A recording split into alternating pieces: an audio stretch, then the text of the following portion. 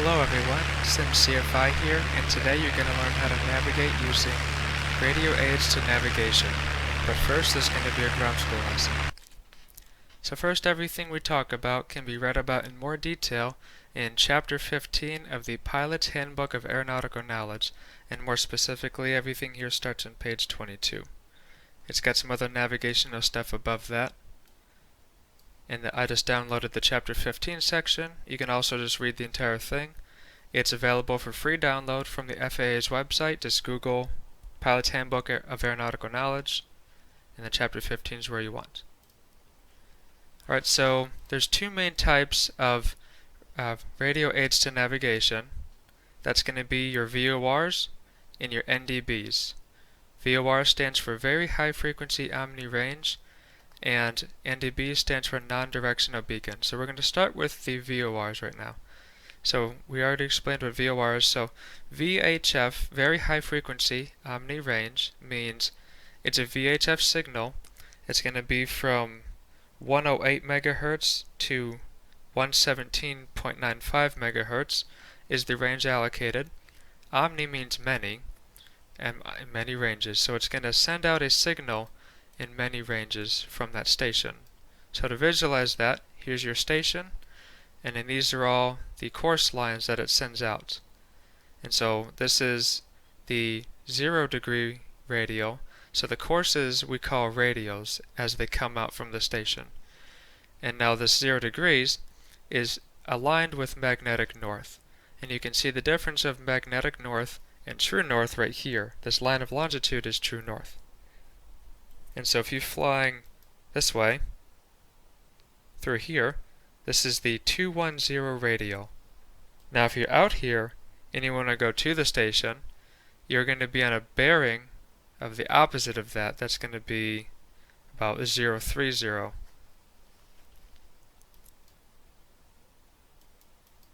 And so that's a key point to remember. Radials come out, bearings are going to the station. So right here you're on the 210 radial, or you're on the 030 bearing inbound. Now, wherever you are, you can say whatever radio you're on. Let's say you're just flying from the west to the east, passing by down here. If you're over here, you can say you're on the 163 radial, 163 degrees coming out this way. Or if you're over here, if you're right here, you're on the 180 radial. No matter what direction you're flying, you're on that line.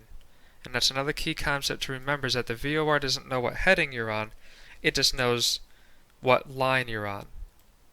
So if you're over here, you're on like this, the 100 radial. And so now let's show you back to here the legend. This is what the symbols look like. Just a regular VOR is going to have a hexagon with a dot. A VOR with DME, which is distance measuring equipment, the DME is going to have the box. The box is the DME, so you just have a box around the hexagon. And then you have vortex. This is a VOR TACAN combined. What a TACAN is, it's basically a military version of a VOR. It's another radio aid to navigation they can use on different frequencies that we don't have access to in different channels. But right now it's a combined thing, so there's usually a civilian frequency and a military frequency. So our civilian one on this VORTAC, as identified by the symbol, this is our frequency on VHF. This is the military's channel that they plug in to use it. Another thing you'll see, so in the box you have your name, the name of the VOR, Oakdale, OAK, and then this cross through means that it's shut down. The underline indicates no voice, and the no voice part is important because if you have flight service, like if you have a box like this around it, like Seattle flight service, and there's no voice with this underline, it means that no voice comes over that. And so one thing you can do in the real world that you won't really do in the sim is you can contact flight service. You can call Seattle flight service to open close flight plans, get weather info, and some other stuff. And so we'd contact them on 22.2 or 255.4 for UHF, that's using military. And then you just transmit and receive there. Sometimes you'll be able to listen over the VOR. And an example of that is done by the Marysville VOR. So there's no underline here, that means voice can come over this frequency. And this R up here means the flight service station is receiving on this. So we're going to transmit here, and then we're going to listen over the VOR. That's just a little tip you can do with that. So back to the Hoquiam VOR. So into the box here, we've gone through these. OAK is your identifier, so you can plug that into the GPS. Or like I just did, I typed HQM, and it brought me right to here. And then this Morse code identifier is key to identifying the station to make sure you're tuned into the right frequency. And we'll go over that later. This H means high WAS, high hazardous in-flight weather advisory service. And so while listening to this frequency, this message will transmit over, and you can figure out, it'll tell you if there's hazardous weather in the area. So that's a cool little feature they got. Looks like you can also go ASOS and AWOS over it if it has the A instead of the H. That's automated surface observation or automated weather observation, similar to what you have at your non-towered airports. Okay, so we talked about the legend, the different types of VOR, VOR DME, VOR-TAC. And so with VOR DME, a VOR-TAC will also have DME part of it. It just doesn't say it. It's just implied that it has it. Now talking about DME, the distance measuring equipment, that's just telling you essentially how far away you are from the station, and it's measuring a slant range. And so if you're at 6,000 feet directly over the station, your DME equipment's going to read about 1 nautical mile. If you're over here, it's about 51 miles away, it's probably going to read about 51 miles on your DME. And so it tells you how far away, and then the DME is only accurate when you're flying directly to it, when you're pointing at the station. And then sometimes it can also give you ground speed and time to station info as well. And we'll cover that in flight later. So another thing about the VORs is that they're only useful in certain volumes. You got to figure out if it's a high altitude, low altitude, or terminal VOR. And so Hoquiam is going to be, it's close to this Bowerman Airport. We can right click on the airport, click on the name, go to the airport facility directory. We'll zoom in to the Bowerman section. Radio aids to navigation down here at the bottom. It says H. It's a high altitude VOR-TAC. And so what high altitude means is that from 1,000 feet to 14,500 you can reach it 40 nautical miles out. From 14,500 to 18,000 you can get it 100 miles out. 18 to 45,000 you get a 130 mile range. And then 45 to 60,000 it's back to 100 miles. So this VOR can be tuned in and reached from a pretty far distance away. You could be over here over Mount Rainier at like 10,000 feet or so, or at 15,000 feet or higher, and navigate straight to there. Then you have the low altitude ones, which you get from 1,000 feet to 18,000 feet, 40 miles out. And then you get terminal VORs, which are just from 1,000 to 12,000, 25 miles out. And Marysville is a terminal. You can right click here, go to the page. And another thing you'll see is that this is what the VOR or VOR-TAC, this is a VOR-TAC, looks like. You actually see the physical symbol. This is where it sits in the field. But if it's at an airport, you're going to see this white dot, and that's where it physically is on the field. So Marysville's got it. Airport facility directory, zoom in, go to the bottom section. Marysville, T. It's a terminal VOR DME, and there's its frequency. So that's how you identify that. Okay, we talked about the service volumes, how the VORs are oriented towards magnetic north, so all the radios coming out are in relation to their magnetic courses. Talked about what VHF omni range means, the VOR. And then we talked about DME, so let's go ahead and get into the airplane and demonstrate some of what we learned. So right now we're flying in between Olympia and Bowerman. I've got the Olympia VOR 13.4 tuned in, and the Hokum VOR 17.7 tuned in. So Olympia is up here.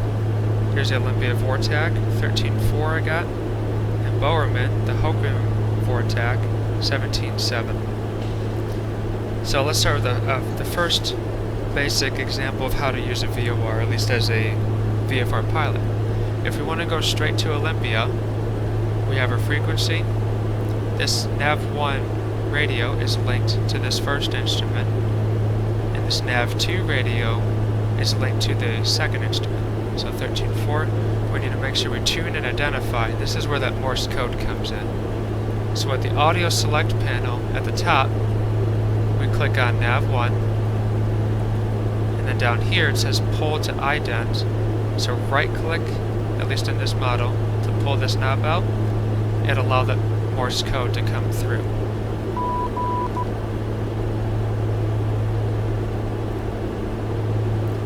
And so this is what you're going to listen for. And it sounded like it got cut off when I alt-tabbed.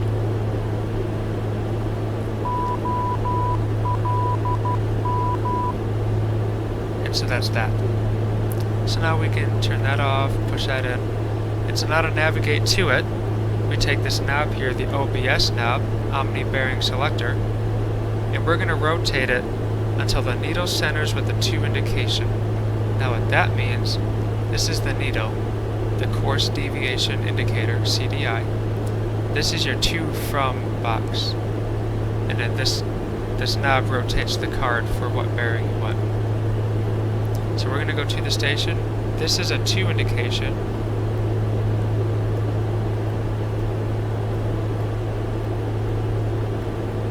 And this is a from indication. Think of the station as being the center. It'll be off if you're not receiving the signal. This instrument can receive a glide slope signal as well, and hence the glide slope signal is off. It's not receiving one. So we want to center this needle with a to indication. So there's 2. Now we need to center the needle. What the needle is telling you is the course line, or telling you what radio you're on. So right now, it says to fly to the station, you gotta fly a bearing of 065. So let's fly to a heading of 065.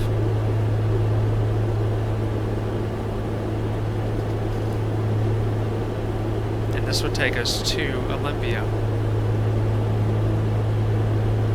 Now you notice how this needle is moving. And so once we get centered up on course here, I'll show you what to do with that. But what that's telling you that is the course is now to the left, or to the north. There's another way to put it. You can look at this instrument, and this is you. The course is to your north, is to the north. So right now we're flying east-northeast. We got to fly left or north to intercept it.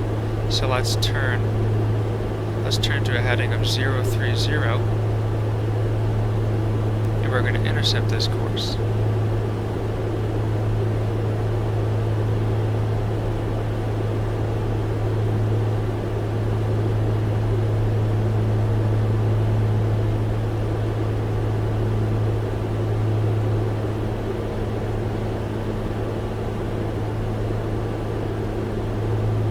So now we're intercepting the course. It says that we need to fly heading of 065 to get to the station. And so one thing we could do is just recenter this needle to get a new heading, like this. So now it's saying like 061. But if you're getting ready for IFR flying, you gotta get used to flying specific bearings and radials. So now that the needle is starting to center up again, we want to get our heading back over to 065.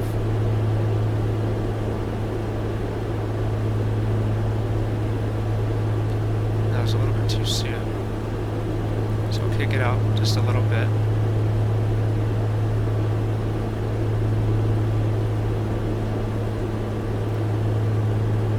Kick up the simulation rate.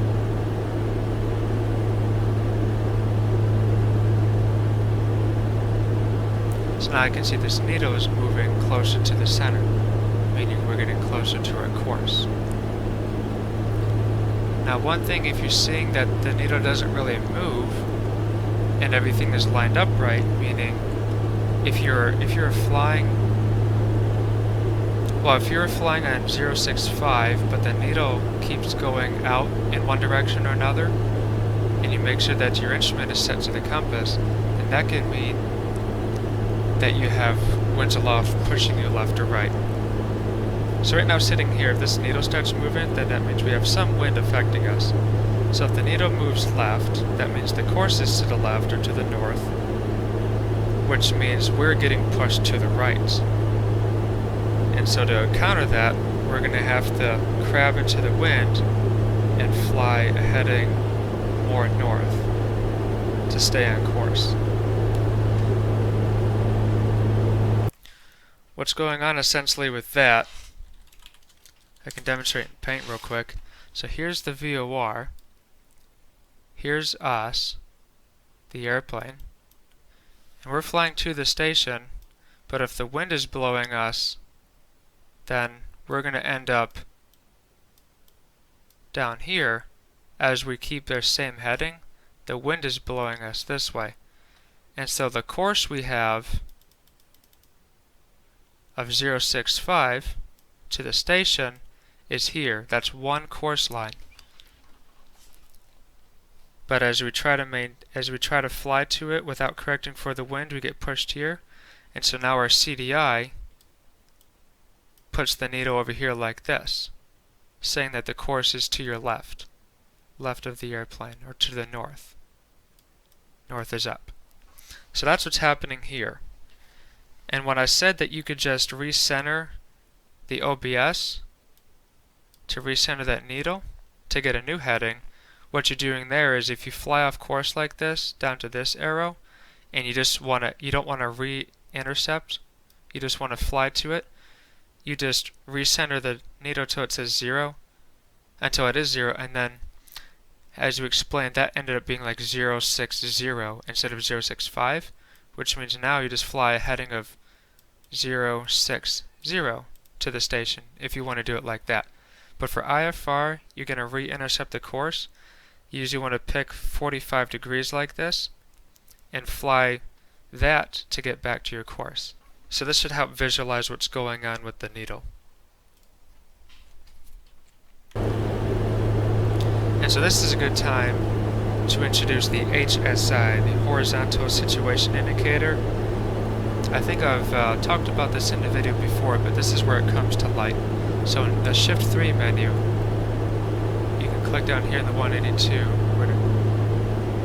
so default. You can have default, which is your heading indicator, or this KI525 alpha, which is a horizontal situation indicator. And what this does, if you look at me toggle it again, it takes the ADF from here, moves it up to this position. This is your second VOR, and moved it up here. This, and then your number one VOR turns into this. So see, you got ADF, VOR tune 1, and then heading indicator. The HSI combines heading indicator and VOR 1, nav 1. This is nav 2, and this is ADF. So now, an HSI helps you visualize the course. And there's two types of HSIs, ones that are slaved and others that are like a heading indicator where you still have to set it to the compass. The A2A Comanche 250, as I've showed you in another video, it's an HSI that you have to still correct to the compass. This one you do not. That's what this unit down here is for. Right now it's in slave mode. You'd only put it in free mode if it was malfunctioning, and when it's in free mode, you can hold this switch up and down to move it clockwise or counterclockwise. Click it back to slave and it fixes itself, because it's going off of a remote compass, probably in the wingtip. So, we have our heading, we have our course selected. Here, this is your course selector of 065, just like how we had 065 up here. Let's put this frequency down here to show you. 13.4. Okay, so we got 065 in nav1 and nav2 with the same frequency. And so with the VOR, VOR2 up here is just showing you if you're left or right of course. Right now it's saying that the course is to our right, to the southeast. And so I just correct it to the southeast, or I correct it to the right to find it, but it doesn't really show me, how well I'm intercepting it, how fast it's going to go through. You can kind of see the rate, but as you can see with the HSI, it really visualizes it. This little miniature airplane is you. This bar in the middle is your course deviation bar, just like the course deviation needle indicator here. But now you can see the angle that you're intercepting, and you can see how the course, you've gone through the course now. The course is now back to the left of the airplane. And so with this, with the HSI, you can really see it, versus this. You can see how you're angled to the course. You can't really see it with that. It just tells you what direction to turn the airplane and how many degrees off. And so how many degrees off is given by these dots. Each dot away from center is 2 degrees, giving you 10 degrees of deviation each side. So now we can see to re-intercept. A common technique with an HSI is to take your heading bug and line it up with the tip of your course deviation bar with the lubber line at the top, just like that. And then you just ride that in. So see it's moving in.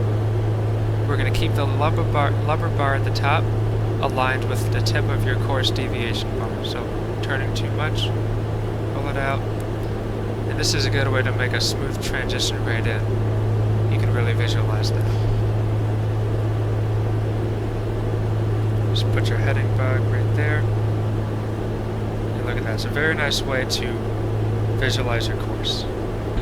So another thing we can do now, having 2 VORs, is we can navigate. It gives us some extra accuracy. So we got Olympia straight ahead. Let's say we want to turn around and navigate to the Olympia VOR. The Hoquiam VOR, PHAK.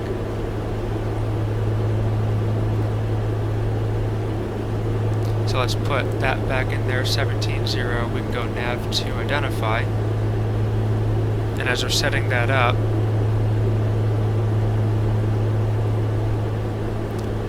let's get ourselves established on a radio. So that's identified. So let's get ourselves established on a radio away from Olympia. So we're right around here staring at Olympia. You draw a line straight out, and whatever, like if we're going to McCleary, you draw a straight line out. This is the 270 radio.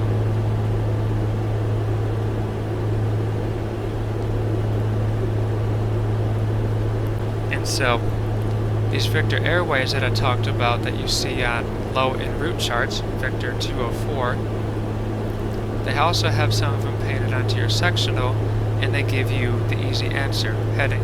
It's a radio. Fly the 250 radio away from Olympia. Takes you right to Bowerman, or takes you to the Hoquiam VOR. 250. We're going to set our course to 250. And look, you can see how it visualizes it, this HSI. So the course, we need to make a left turn clearly. 250. And as we're making that turn, we're going to tune number 2, which is to Hoquiam, to 250 as well. We're going to fly the 250 radio away from Olympia. Here comes that course. Here we're going through it. We're going to keep turning to intercept. And number 2, we're going to fly the 250 bearing inbound to Hoquiam. 250 right there. See, we have a 2 indication. Now on the HSI, this white arrow down here is your to from. If it's to, it'll flip up to show pointing up above your airplane. If it's from, it's going to be pointing down like this. So now, let's do the technique. Put the lubber line, match this lubber line up at the top of your course deviation bar, and that gives you a 45-degree intercept, which is what we talked about on that paint. Your 45-degree intercept to your course. So now that bar is moving in rather rapidly. Try to keep up with your lubber line, but not too crazy. And see how we just follow that right in with the HSI. Roll wings level, and we're on course. Now another thing, if you remember those VOR service volumes, is that these high altitude ones at these lower altitudes is only good for about 40 miles. Well, this course from here, from Olympia to the Hokuam VOR is 51 miles. And so what you're probably seeing here is that we have more accuracy with the Olympia VOR than we do the Hokuam right now. So you're going to trust this one, at least for the first half of the trip, and you start transitioning over to trusting this one more. But this is how you can use both of them to navigate to a station and from the first station. Now one more trick you can use as a VFR pilot is to use a cross radial to double check navigation. And so what that means is just using another VOR, like this one down here. This is the Astoria VOR, VOR DME. And any point along this line, we can say, you know, we want to confirm. So like when we get to the cooling towers here, the cooling towers look like they're going to be aligned with the approximately the 0, the due north radio. You want to use a straight edge on this. Or actually, just for example, we can clear the flight plan. Start from the VOR and draw a point to the cooling towers. And there you go. We're looking for a radio of 0. Yeah, right there. It's drawing it straight through. So right now we're en route. 250 radio outbound from Olympia. 250 bearing inbound to Hokuam. And we want to know, we want to confirm our location at the cooling towers.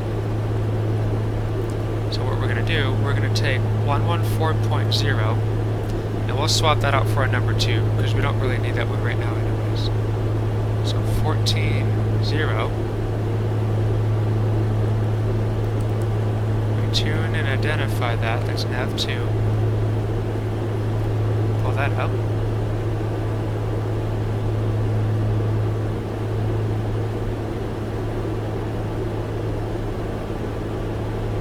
Right now that's getting an off flag in your number 2. That might be the terrain blocking this. Climb up, see if we get that.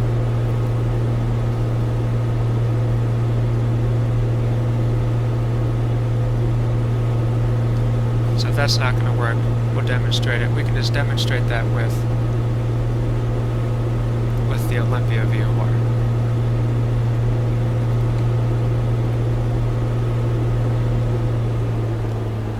So let's say we change our minds. We want to start flying north. And let's say there's some airspace, or let's say there's a checkpoint, you know, just like the other one. We want to confirm where we are. So let's take a look outside, see what's going on. So there's those lakes. So we want to confirm our location around this area. And if we were flying north to south or south to north, we could see like McCleary is going to be on the 270 radio off of Olympia.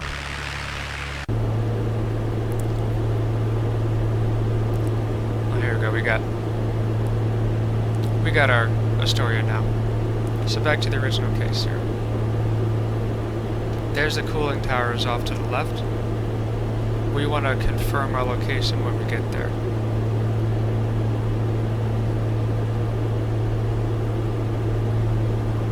And so we said that that was going to be off the 0 radio off of Astoria. So let's tune the 0 radio up here. And it's going to give you a from flag because it's a radio, it's a line coming from the station. And so once you have this set up, you got 14.0. Once that needle centers with the from indication at the correct heading you put up there, that means you are somewhere along this line. And so you can use cross radials to pinpoint a location. And this is actually set up visually perfectly. So we have one radio coming out here, and then we have the 250 radio painted here, which is the one we're following to Hoku and VOR. And you can see how it just draws a dot right here. Here to here, you got a specific point on a chart that you know you're at. So once we get both needles centered, we know exactly where we are. Or in this case, we're using those cooling towers, and for some reason, if you had multiple nuclear power plants, you could confirm with the VOR, this cross radio, that yes, that is the cooling towers that I am looking at on the chart.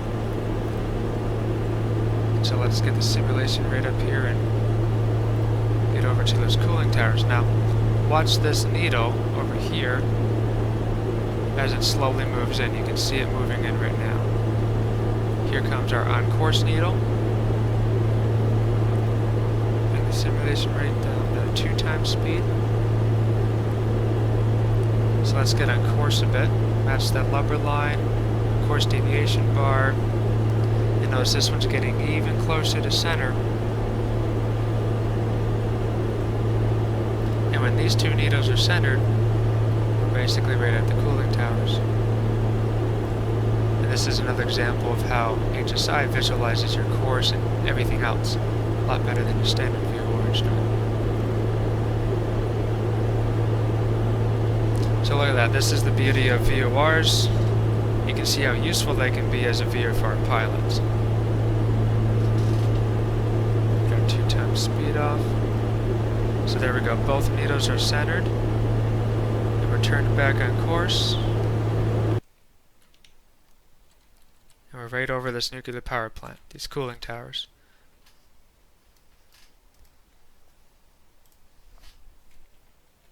And so the main thing you learn as an IFR pilot is just how to intercept and follow these courses. And then you also use cross radios in IFR flying as well. And I'll show you a brief example of that. We go to Marysville, click on the airport, and in the approach, in the ILS, you can use a cross radio to identify this point. So you're on this approach line and you want to identify this specific point. Well, you have one line is your localizer, and your other line is going to be the 054 radio off of ILA, which is the Williams VOR, which is on 14.4. So this is giving you a cross radio from another VOR. So that's an example of how you use a cross radio in IFR. So that's everything you need to know about flying VORs in the sim. Next we're going to talk about flying the non-directional beacon, or NDB. Okay, so now moving into the non-directional radio beacon, the NDB. To use an NDB, you use a piece of equipment in your airplane called an automatic direction finder, or ADF. And so this is the instrument, and this is the radio unit that powers it. And so NDBs are seen here in the legend as this center dot with a circle and a whole bunch of tiny dots. And if it has DME with it, it's got that same DME box again. So now looking at it on the chart, here's an NDB. This is just north of Olympia. This is at Sanderson, and it's the Mason County NDB. They're on a low frequency, so 348 and then this is the identifier MNC, and then this is the Morse code, just like how you had it with VORs. So we've got 348 tuned up here. So we'll go ahead and take a listen into that one. So with the audio select panel, we select ADF. And if you don't hear it initially, or if you're a little bit farther away, so we got it there. But if we weren't hearing it very well, this might be more of a real world thing than a sim thing. Right now we're on this ADF mode. We put it on antenna mode. It puts the bearing selector, the arrow, in this 90-degree position, and it allows you to hear the signal better. That may just be a real world thing. So now we're back in ADF mode, where it points to the station without hesitation. We don't have to listen to that anymore. Alright. And so with NDBs, they also have a service volume, kind of. They're similar to the VORs. And this was read in that same chapter 15, page 29, Pilot's Handbook of Aeronautical Knowledge. And so these are your usable radius distances for all altitudes. So it depends on the class. If it's a compass locator, MH, H, or HH, because it's dependent on the power output, and this will tell you how many usable miles you have. So a compass locator is something you normally find on an instrument approach, and here's an example. So compass locator, this is a locator for the outer marker for the localizer 15 at Ukiah, California, and it's indicated by this eye-shaped thing, this ovalish eye-shaped thing with the dot in the center. And so there's your frequency 371, your Morse code, just like a regular NDB, but all this purpose, the only purpose this thing serves is to tell you when you cross this point.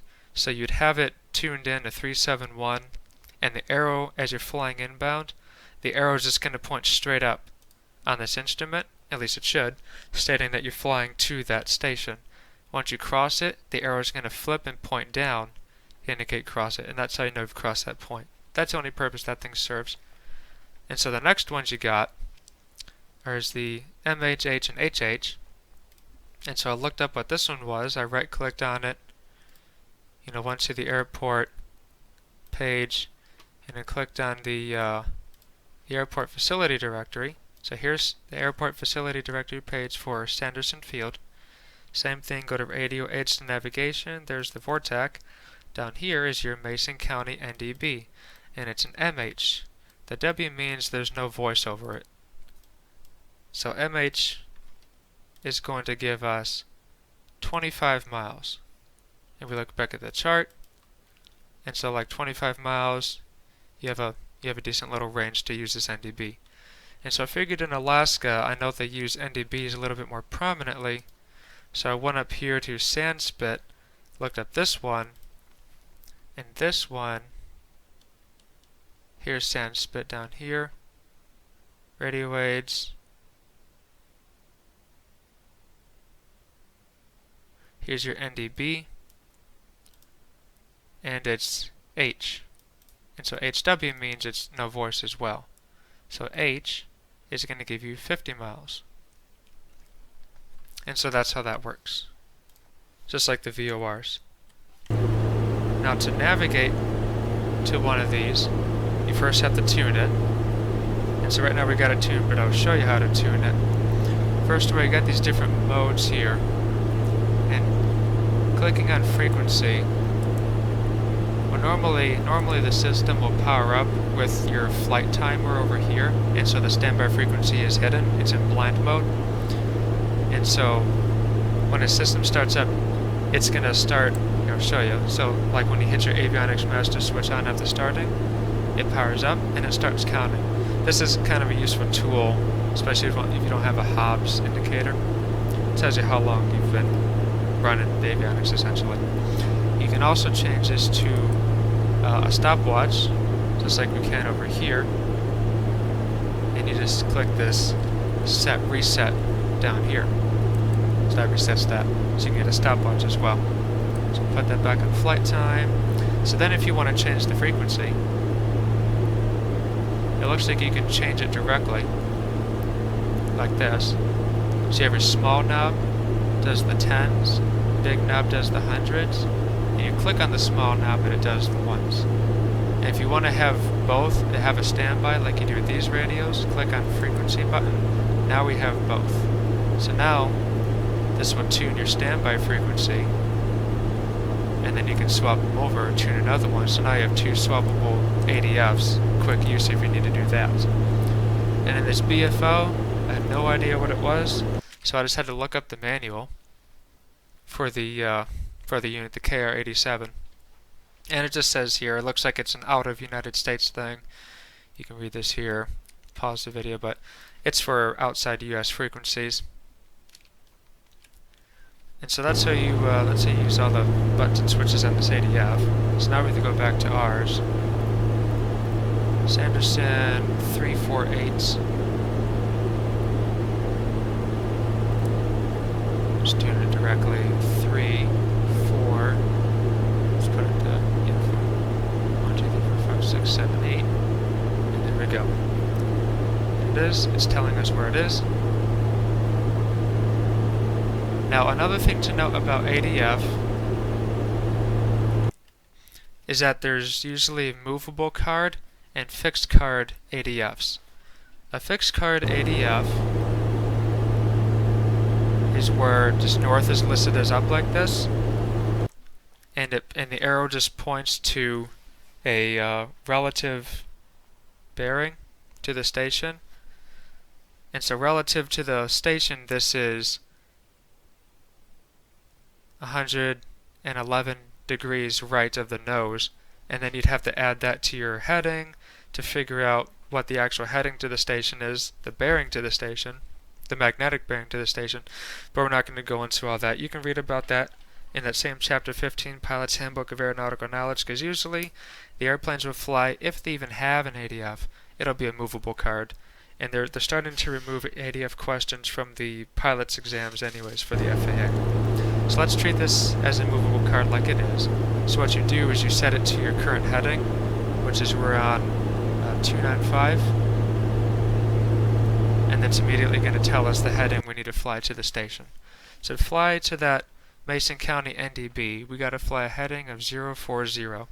You can also read this, is that right now we're on the 223 radial off of the NDB. And so it doesn't have a nice compass rails like the VOR does, but you can kind of visualize it. So that was 223, here's 21, here's 22, that kind of a line. So you can kind of visualize we're on that kind of a line. It's a little bit harder. NDBs are slowly dying off in the United States, at least the lower 48. Not as much used. But that's how you use that. And it's moving. Let's tune to that heading 040. And as we're tuning that, there's many things that can disrupt the ADF signal. I talked about it in this manual too. Either this manual or this one.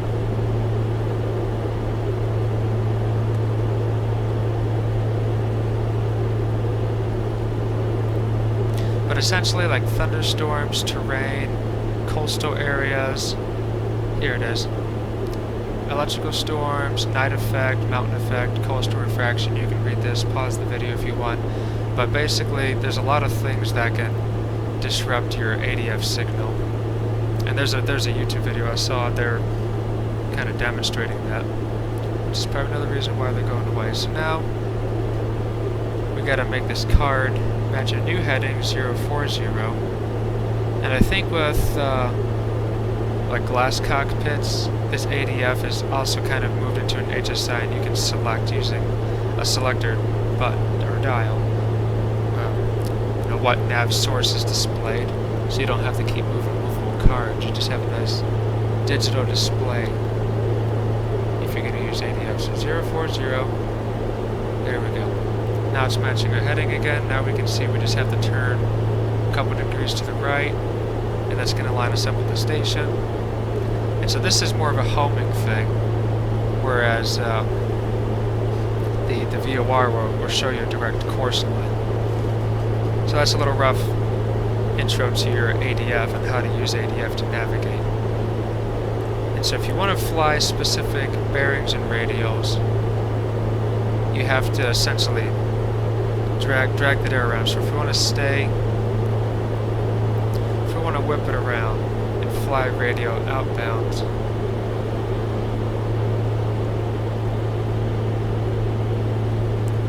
like the 220, which is at the bottom of the ADF.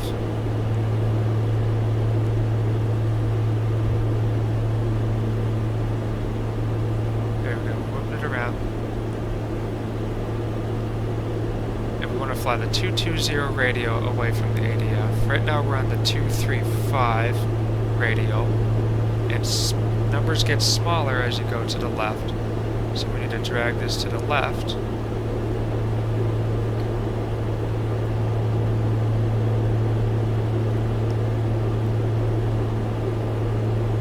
It's like the weather is having fun loading in and out.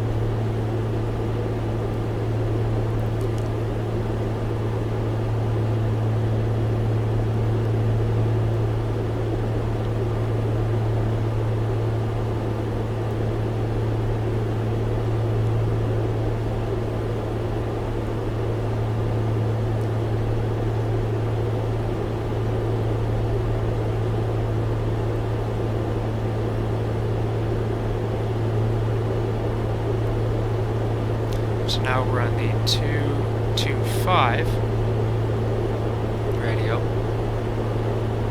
And so as you can see, it's slowly creeping itself into 22.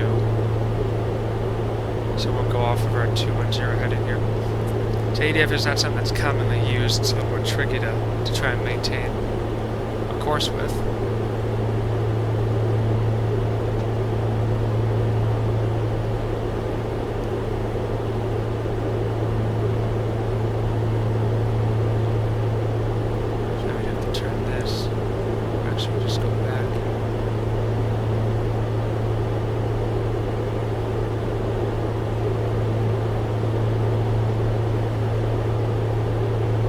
There we go. Now we're on the 22 radial. So now let's turn our heading to 22.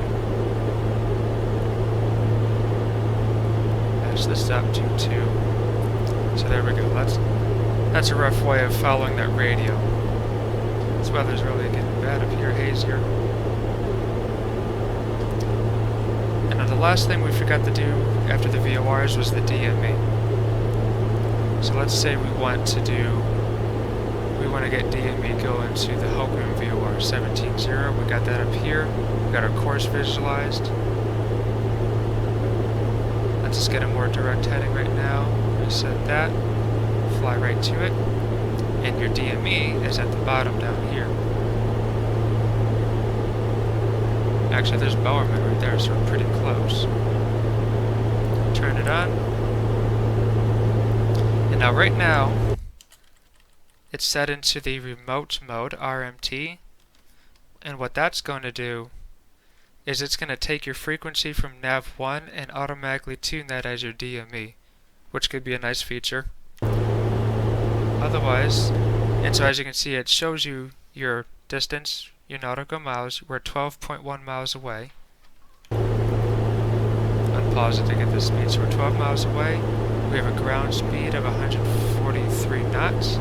It's going to take us 4 or 5 minutes to get there, depending on when those numbers want to stabilize. But we are kind of close. So otherwise, you can move it to that middle position and tune it manually. 7, 7. And then it should pop in our distance.